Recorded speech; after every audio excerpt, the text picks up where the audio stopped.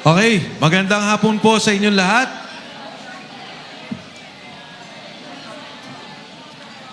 Tinatawagan din po namin si Gov. Chavit Singson. Nasaan si Gov. Chavit? Wala na?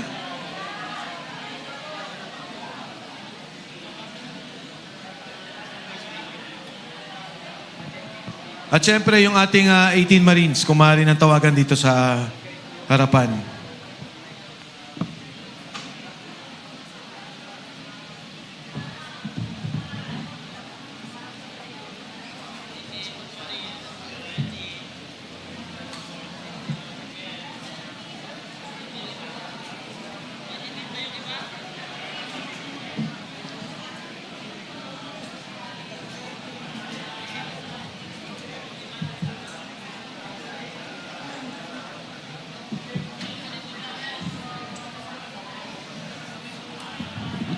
May we call on si General Pokis, General Esperon, Attorney General Garcia, Attorney Freddy Topacio, Rani Lodovica,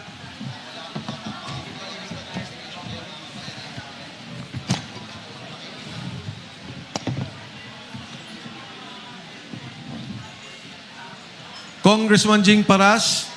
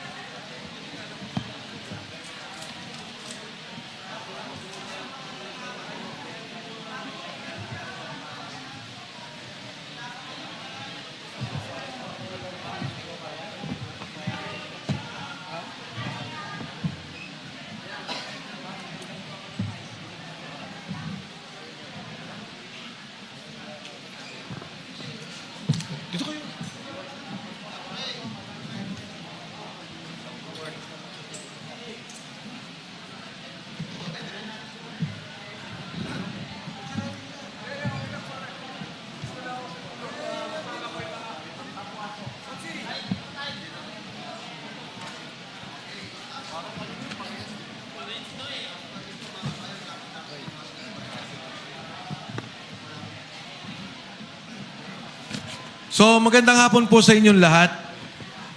Una sa lahat, nais kong ipaliwanag yung sirkumstansya ng pagkikita natin dito. Actually nagkaroon ng konting siguro hindi pagkakaintindihan sa mga kasama po natin sa Senado, pero ito po'y talagang patawag ng Senate Blue Ribbon Committee. Kanina, nandito si Senator Robin, Senator Amy Marcos, maging kahapon, dumaan po ang buting Senador Robin Padilla para tingnan at magkaroon ng ocular inspection dito sa ating kinalalagyan sa ngayon. So kung ano man po yung kaguluhan nila, dahil bukas ay special session na ng Senado, pinatawag ng Palasyo. At alam natin na ito ay patungo sa pagbabago ng liderato ng Senado. Hindi lamang sa liderato ng Senado, ngunit ito rin patungo na sa pagbabago nila noong liderato ng Blue Ribbon Committee. Kaya po minabuti namin na kunin na ang pagkakataong ito dahil maring ito na ang huling pagpapahayag ng ating mga butihing sundalo, ang ating mga bayani na nagsalita noong unang Blue Ribbon Committee hearing. Ngayon may karagdagan na 4 nakasama natin, papakilala mamaya ni Atty. Levy Baligod. At mamaya, ipapagpatuloy nila yung naantalang presentasyon na dapat nilang ipinagpatuloy nung nakalaang Blue Ribbon Committee hearing na isinagawa ng Senado. Napaka-delikado po ang sitwasyon ng ating bansa. Napakagulo ng sitwasyon ng ating bansa. Ang mga demokratikong institusyon katulad ng Senado ay binababoy, ginigipit, maging ang mga senador. Yun lang kung pagpunta nila dito, ay marami ng mga pananakot na naganap. Maraming panggigipit, kaya marahil iniiwan natin sa kanila yan na pag-usapan at tingnan kung ano ang kanilang gagawin bilang grupo. Bagkus, hindi ho dapat mahinto ang paglabas ng katotohanan. Wala naman tayong ibang gusto kung hindi sabihin talaga kung ano ba yung usapin ng pera, kung ano ba yung usapin ng pondo delivery ng maleta. Kung naalala nyo, halos mag-iisang taon na, etong July, magkakaroon ulit ng SONA. Ang sabi, imbestigahan, alamin, ang eksaktong salita, maya naman kayo. Ngayon ho, mag-iisang taon na, kaming mga nasa harap ninyo, lahat kami nakasuhan na. Yung mga nagsasalita ng korupsyon, yung mga naglalabas ng katotohanan, ang nakakasuhan. Doon sa flood control scandal, ang meron lang kaso siguro 6 sa mga kilalang tao. 3 doon, meron pang kasama pa bilang witness o state witness ng Estado. Hindi na pwedeng kasuhan. Wala nang pondong pwedeng kunin sa kanila at mabalik sa kaban ng bayan. Ito ang galit ng taong bayan. Ito ang galit ng Pilipino. Yung katotohanan, patuloy na ayaw palabasin. Kaya ho, yung sinasabing usapin ng liderato ng Senado, yung sinasabing Constituent Assembly, wala ho yun sa aking palagay at sa palagay ng maraming tao. Ang talagang problema yung Blue Ribbon Committee. Ang talagang problema kung saan tutungo yung flood control scandal. Kaya po sa pagkakataong to, nais ko lang kilalanin, Attorney Harold Respicio, halika rito. Sumama ka sa amin.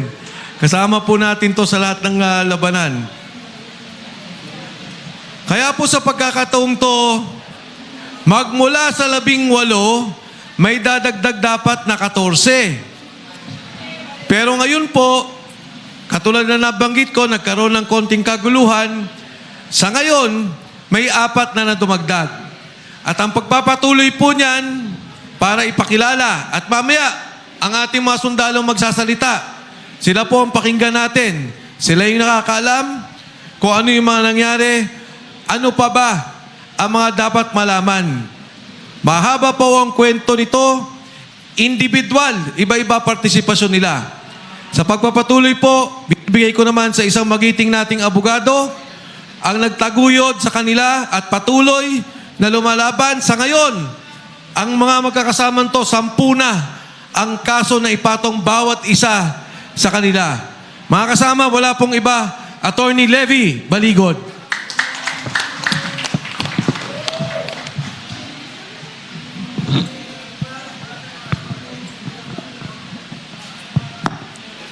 Magandang hapon po sa inyong lahat.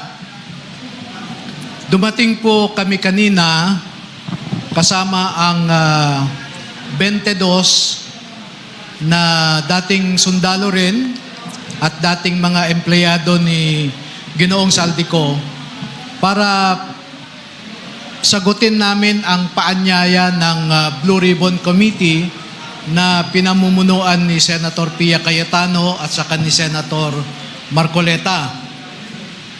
At makita nyo po, 10:00, tumupad kami sa kanilang imbitasyon, pero 2:00 na ay wala pa sila. At naiparating po sa amin na matindi ang panggigipit, pananakot, kaya hindi yata sila nakarating ngayon.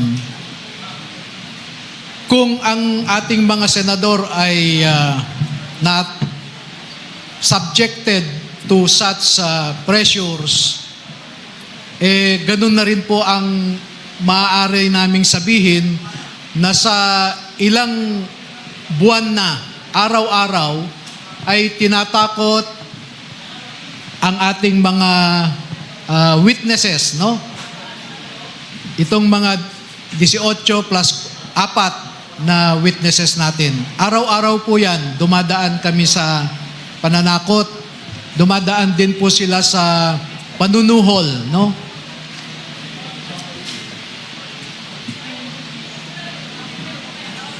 Siguro sa hapon na ito ay hihingi ako ng ilan sa kanila na babasahin ang kanilang initial na affidavit. Dahil kung maalala po ninyo, noong June 4, ay hiningi ni Senator Marcoleta na mag-execute ng individual na affidavit. At ilang gabi na po akong napupuyat, iniisa-isa ko sila. At sa katotohanan, kaninang umaga lang ako natapos na mag-print dito sa initial nila na affidavit. Hindi ko pa po sali sa kanilang affidavit yung mga picture, no, na ibinahagi nila sa akin. So, pwede po bang magsalita mo na sila? O tuloy lang?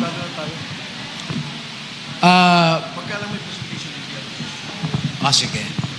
So, 4 o 5 siguro na initial na magsalita lang para hindi po humaba ang ating... Attorney Levy, pakilala mo muna yung bagong 4 na sumama sa grupo. Sige lang. Sige. Oo. Sige.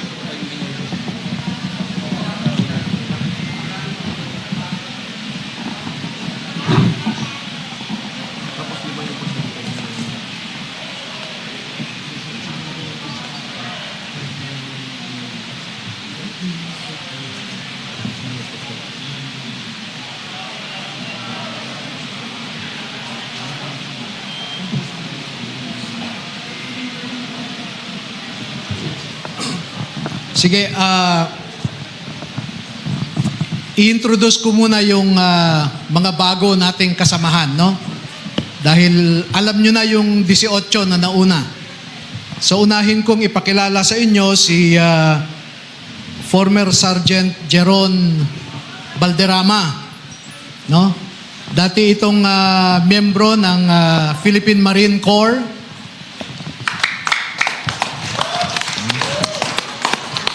Ito ay honorably discharged. Ha? Baka sabihin na naman nila, dishonorably discharged. Honorably discharged po ito dahil nagkasakit siya. Nagkasakit siya dahil ilang buwan siyang na-assign sa Mindanao noon. Sa Tipo-Tipo, sa Albarca, hanggang sa Maluso, sa Lantawan. No? At doon siya nakakuha ng kanyang sakit. Inilipad siya sa Viluna at pagkatapos noon ay pinayuhan siya ng kanyang opisyal na pwede siyang magpa-discharge na lang honorably. At pakinggan po natin ang konting kwento muna niya kasi kakarating lang niya sa Manila kagabi. No? Kakarating lang niya sa Manila kagabi. Hindi pa kami nagkwentuhan ng gusto pero fresh from him ay magkwento siya kung ano yung kanyang naranasan noong empleyado siya ni Zaldico. So, Jeron? Magandang hapon po sa inyong lahat, mga kababayan, mga mamayang Pilipino. Ako po si Jeron Gaviria Balderrama. Bali po, tama po si attorney na kagaling po lang namin sa kadarating lang po namin dito sa Manila, galing po ng mga probinsya. Year 2009 po, bali pumasok pa ako sa Philippine Marine Corps hanggang 2011 po. At doon naman po kay former Congressman Elizaldico, kay Boss Esi, nakapasok po ako doon ng July 22, 2024 hanggang end of December 2025. Sa loob po ng 1 taon at 6 na buwan, ang mga narasan ko po na mga pagde-deliver ng mga mali-maleta na sinasabi ng aking mga kasamahan, unang-una po kay former speaker, dyan sa 14 Nara Street, South Forbes Park po. Bali po, 2 beses po ako dyan nakapag-deliver. Yung una po, bali 3 po kaming sasakyan. Ako po yung security doon sa lead car na driver po noon si Henry Wobina. Then nakasagay po sa akin yung dalawang A na sinasabi ng aking mga kasama na sina John Paul Estrada at Mark Tiksay. Tatlo po kami noon. Ang nilalaman po noon is nasa 30 na maletas na ang mostly po karamihan doon ay puro large amount po. Then yung sumunod po doon sa nasabi kong lugar, kami lang po ni Mark Tiksay and then si Ranji Paga, yung driver ko po noon. Bali, ang deliver po namin doon sa 14 na street, hindi po bababa sa 7. Na mix na po yon, may small, medium, and large. At sumunod po kay Senator Erwin Tulfo, dito po sa, nung time na po yon, may meeting po noon si Boss, dyan sa may Mario Restaurant, sa may Tomas Morato, Timog, Quezon City. Kami po yung, advance team po. At meron poong meeting sila doon. Nung dumating na po, sina Senator Erwin at si Boss, sila po yung unang pumasok doon sa pintuan ng restaurant. Papasok doon sa loob. Then, yung dalawa pong sasakyan na parehas elite na white van, mabilis lang po yung transaction na paglilipat ng dalawang medium size na maleta. Ang estimated po noon ay 40 to 50 milyon ang laman. Then, ang sumunod po noon na experience ko sa pagde-deliver ay doon po kay Comelec Chairman George Garcia. Diyan po galing po sila ng Dasyang Tower noon. Then kami, andun kami sa may corner, sa Perea Street, Corner de la Rosa. Bali, ang kasama ko rin po nun si Mark Tiksay at si Ranji Paga po ulit. Na ang dala po namin ay yung hand carry bag na kulay itim. Kasi doon pa ko sa unahan, ang una pong lumabait sa amin ay yung driver niya.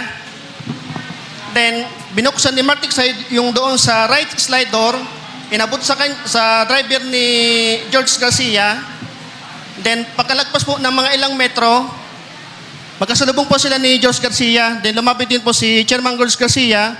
Then, binuksan po ulit ni Mark Tiksay yung sliding door. Then, inabot po yung receiving copy. Yun po nasaksihan ko doon. Then, tinanong ko po si Mark Tiksay, sabi ko, Boss Mark, magkano po ba yung laman ng hand carry na yun? Sabi niya, 10 million daw po. Yun lang po at maraming salamat po.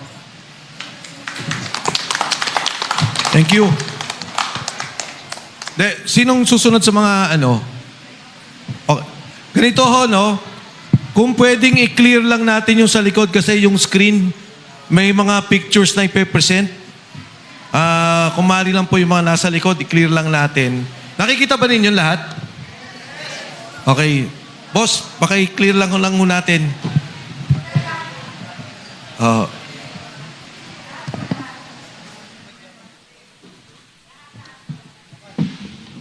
Clear lang natin, ha?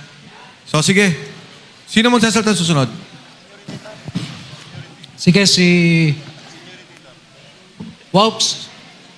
Wops, ikaw? Kahit yung initial lang. Hindi, yung kwento mo. Experience mo. Ito na yung mga individual na more or less affidavit nila. Si Waupan ay kararating lang din po niya kaninang umaga. Ay hindi, kagabi. Kasi umuwi po siya sa Jensan dahil naapektuhan ang kanyang pamilya sa dumaan na lindol. Pati rin po si Dado. Umuwi po sila sa Mindanao noong immediately after the earthquake dahil umiiyak yung kanilang mga anak. Siguro affected psychologically. So, dumating po sila kagabi, hindi ko po natapos yung affidavit nila. No? So, kung ano lang yung natapos ko, base sa una nilang kwento, ay yun ang babasahin siguro niya. Whoops.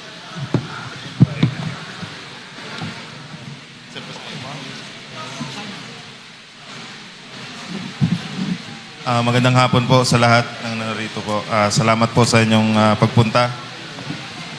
Ako po si Rosbert Makasasa Wopan, Pilipino, nasa wastong gulang at ininirahan sa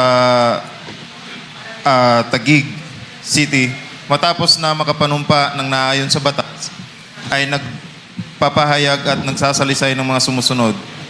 Personal na impormasyon at pinagmulan ng trabaho. Ako ay dating enlisted personnel ng Philippine Marine Corps. Pagkatapos ng aking paglilingkod sa militar, pumasok ako sa perbanong sektor bilang security professional. Ako ay naging dating empleyado ni Ginoong Elizalde Esco, nakilala rin sa tawag na Boss ESC o Boss Saldi. Nagtrabaho ako bilang personal assistant at security consultant ni Ginoong ko at ng kanyang pamilya. Ang aking panunungkulan kay Ginoong ko ay nagsimula noong December 4, 2023 hanggang December 2025. At pagkatapos ng kontrata ng marami sa aming mga kasamahan, bagamat ang ilan ay natapos noong Disyembre 2025, ako ay kabilang sa 18 dating empleyado na lumagda sa pinagsamang sinumpaang salaysay noong Pebrero 23, 2026. Kasama ko sa hanay ang iba pang dating enlisted personnel ng Philippine Marine Corps at magkakasama kaming nagsilbi sa ilalim ng security organization ni Ginoong ko. Bilang bahagi ng aming regular na tungkulin, kami ay inuutusan na mag-escort sa mga trusted executive assistant ni Ginoong ko tuwing sila ay magdi-deliver ng pera. Ang mga executive assistant na madalas naming samahan ay sina John Paul Estrada, Mark Tiksay, Joshua Ano at Kirby Paharil. Ang operasyon ng paghahatid ng pera ay tinatawag naming basura at may katunayan po kami dito. May screenshot po kami ng message po na talagang basura po ang tawag namin sa pera. Later on siguro ipakita namin sa inyo. Example po ng yung nasamahan ko pong delivery po. Hello. Example po nung nasamahan kong delivery kasama po si Top Orly Gutesa po, yung unang lumabas sa amin, is noong December 2023. Nag-deliver po kami ng 52 na maleta po, halo-halo po yun. Sa 42 McKinley Road, bahay po ni dating speaker. Kasama ko rin po doon sila Bernard Gumban, Romel Galapon, Cecilio Laroder at si Top Benny Bolontati po.